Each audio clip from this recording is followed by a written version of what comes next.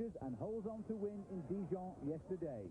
But the yellow jersey stays firmly on the shoulders of Rolf Sørensen of Denmark. As like the weather, the Tour hots up. I'm Phil Liggett in the Champagne capital of Reims. You're watching the Tour de France on SBS television.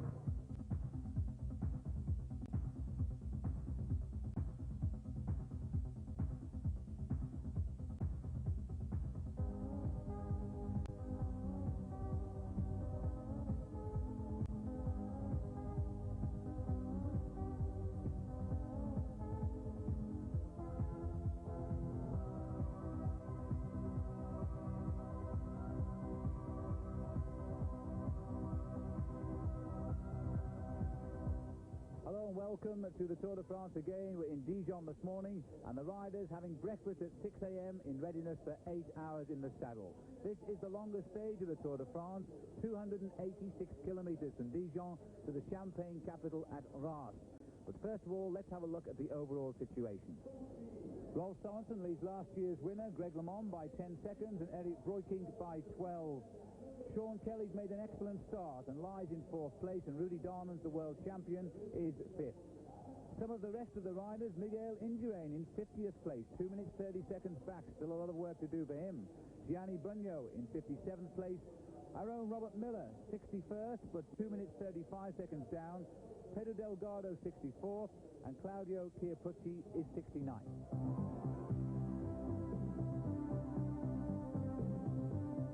Hot stages like today, riders often need to drink as many as 12 bottles of liquid, otherwise they can become dehydrated and lower their body efficiency.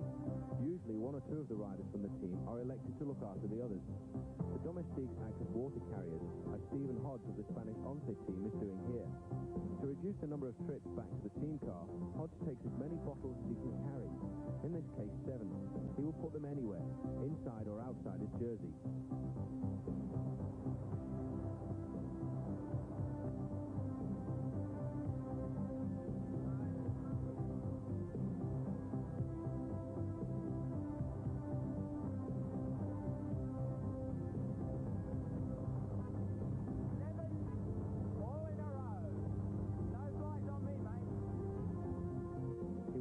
Back to the main field and distribute his wares to those of his teammates who have placed an order at the mobile bar.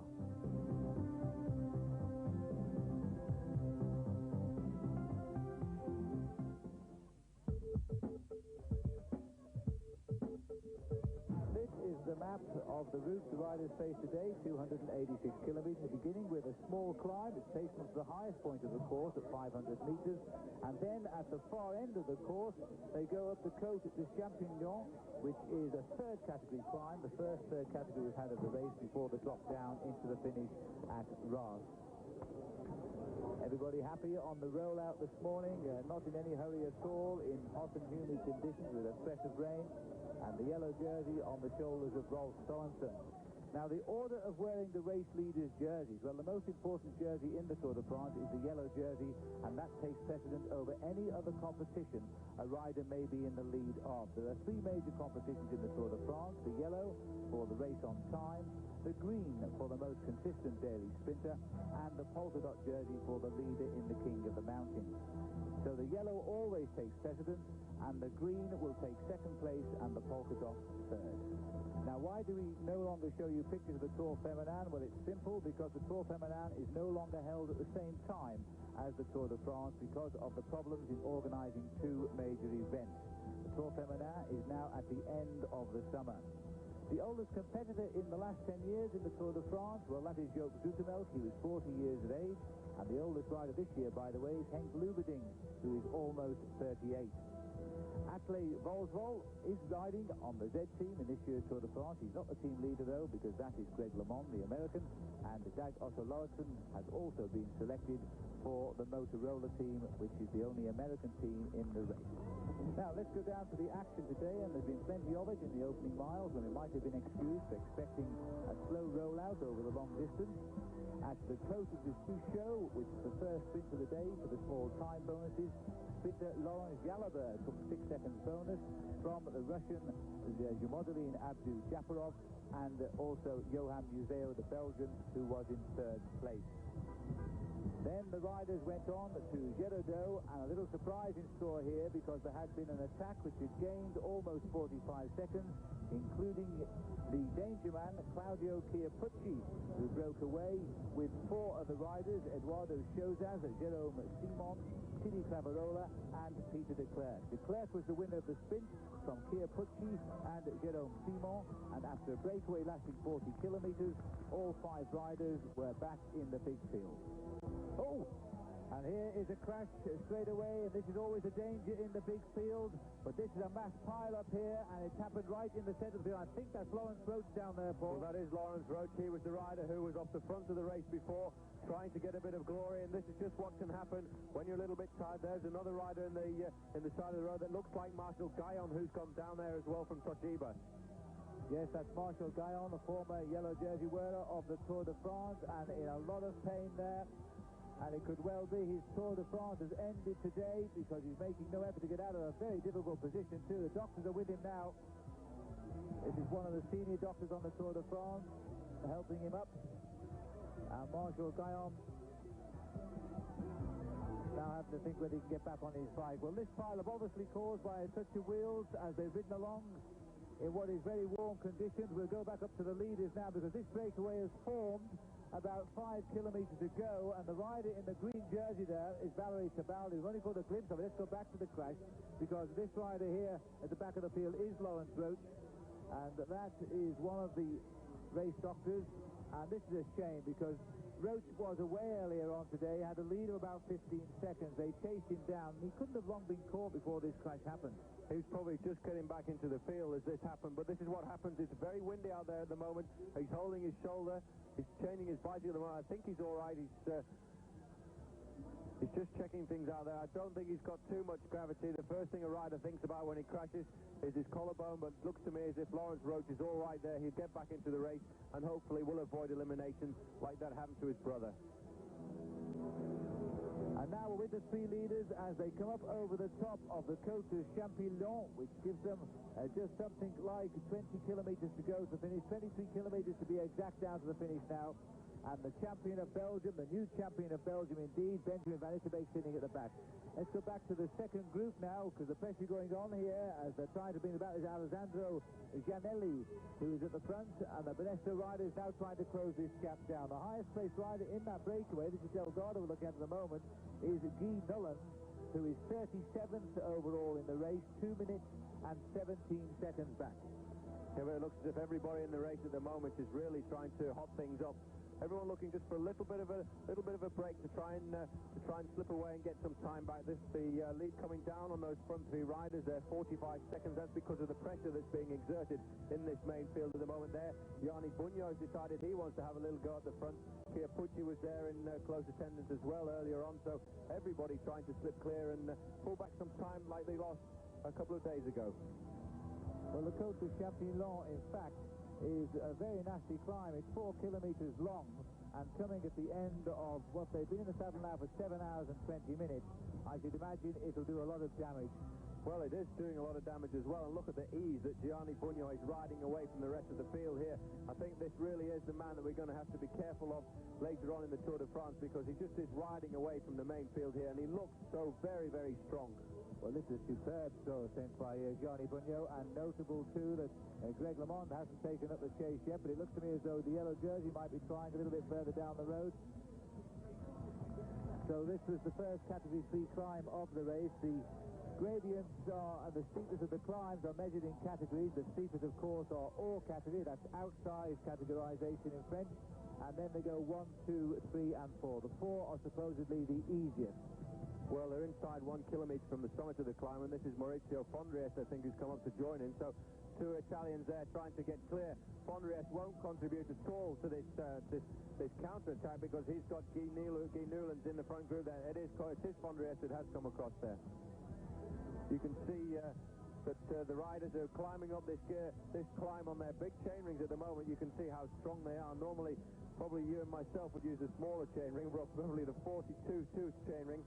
But these guys here are nearly all at the moment using 53-tooth chain rings on the front. Getting the most out of the speed on the bike today because they really are ripping this field apart now. They had a very hard chase at midway today for 40 kilometres. Claudio Chiapucci saw his chance on a small climb and attacked with Titi Clavarola, and that little breakaway made the race chase for 40 kilometres before they clawed them back. And in this morning's paper, Claudio Chiapucci said quite openly he thinks Greg LeMond is bluffing in this Tour de France, and he's no chance of winning it. Well, time will tell us the answer to that one. But look at the way the field here now is in dribs and drabs as they try to... Stephen Rook's on the left of our picture here. Incidentally, the crash with Lawrence Roach and Marshall Gay on both of those riders have not rejoined the field, but as far as we know, they have remounted their bikes. Coming up to the top of the climb with the three leaders, the champion of Belgium, and last year's, or not last year's, but the winner last time in Reims, Valerio Tabeldi, sitting at the back, with Guy Nullens the highest place of the escapers in the centre. But the gap is coming down, Paul. It was 1 minute 7 seconds, and I think they've got it down to around about 35 now. Well, I think it's a lot less than 35, because we can just see the shot from the helicopter there. You can see the main field hurtling up behind these riders, and the pressure really is on at the moment. Gianni Bugno's been recaught by the main field, but you can see by how the field is stretched out there that it looks as if one or two groups are trying to form.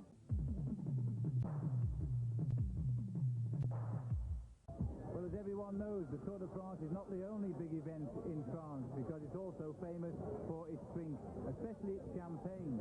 Adrian Swift found out all about it down the cellars. The Dijon to Reims stage of the Tour de France is one of the longest, and for that reason, one of the toughest. But there is another reason why the riders might be looking particularly pained today as they dash through the countryside with no chance to get off their bikes. And the reason is down here. 30 metres below the surface of Reims are hundreds of kilometres of ancient Roman caves, and in them 500 million bottles of the world's best champagne. It's certainly not in the diet of most professional cyclists, but champagne is at least as traditional as the Tour de France. 2,000 years ago, these caves were chiselled and excavated by the ancestors of the modern French, working as slaves for the Romans. The chalk was used to build the ancient capital of Gaul. The underground caves left behind fell into disrepair and ultimately were forgotten about for over 1,000 years. Now, the Charles Heidsieck caves are stacked full of 4.5 million bottles of the best French bubbly, and the caves, rediscovered and put to their current use in the 18th century, are very important in the process of traditional method champenoise. The caves are important because they keep an equal temperature all the year round at optimum level, between 9 and 10 degrees Celsius. So the champagne don't have big heat in summer or big cold in winter. The temperature is all the year round the same. And that's very important because the champagne ages gracefully in that temperature. This is the less romantic side of traditional champagne making, the huge stainless steel vat that ferments the wine that will become champagne. But while a modern bottle of champagne combines new and old methods, the process itself is a tradition, and a tradition with a big future. The same. It's been done for 250 years, and it will probably be kept that way for the next 500 years. I don't think you should change anything about it. And make no mistake, champagne as it's known might be made elsewhere in Europe, Australia, and even America. But this is the real thing. For me, champagne is the best because I recognize champagne when I drink it, and it brings what I expect from it. The irony for the tour cyclists that although they might find themselves in the middle of champagne country, with 19 days left to ride, their first taste of the French national drink won't be for some time yet.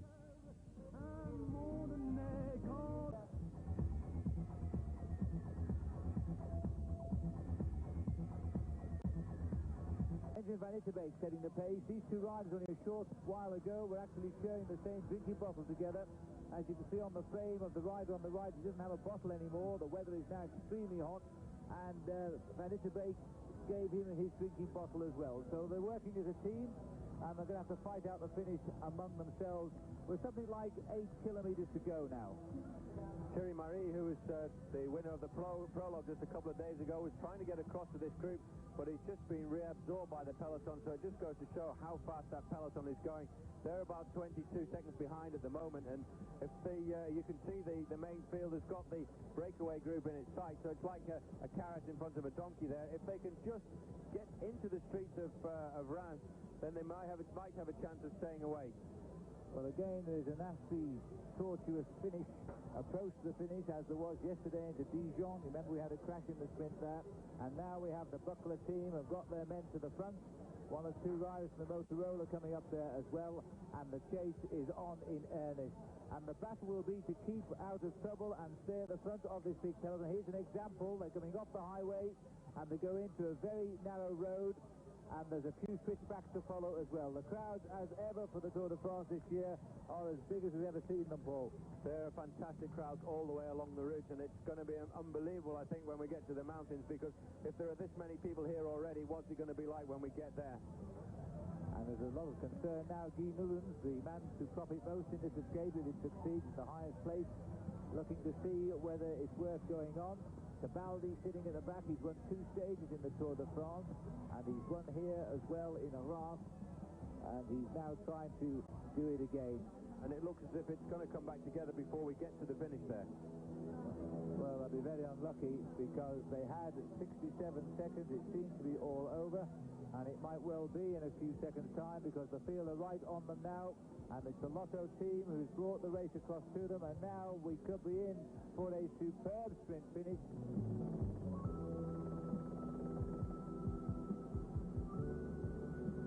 Well, definitely, there's some very fast boys there, and the sprint coming down here will be quite fantastic, and I think we'll see riders all over the road. But before we get to that sprint finish, there are a lot of little corners, a lot of directional islands. We may well see somebody trying to get away, just like Etienne de Wilde did the other day, and he surprised everybody. Surely they won't fall for that one in 2 days in succession, Paul, but there's the 5-kilometre banner who's just gone under. Panasonic are now sending their men out front to try and steal the stage. Here's another one of these very nasty corners. Oh, and he's overshot it into the crowd. Well, I did say the corners were very, very tight, and that was the tightest one, and the Panasonic rider has gone straight into the crowd. Fortunately, is okay, but off his bike.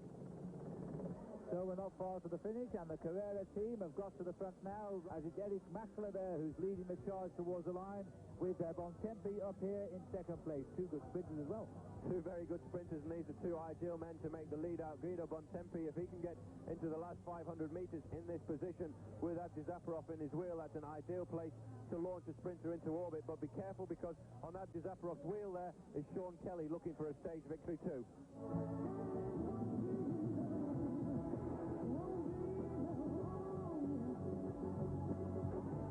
Delighted if Sean could win a stage. He's been trying since 1982, and I think he's been second 15 times since then, and he still is yet to win a stage. He came 16 times now, of course, because he was tipped the other day in Lyon by the fast finishing Abdoujaparov. Kelly now hanging on to the wheel of the man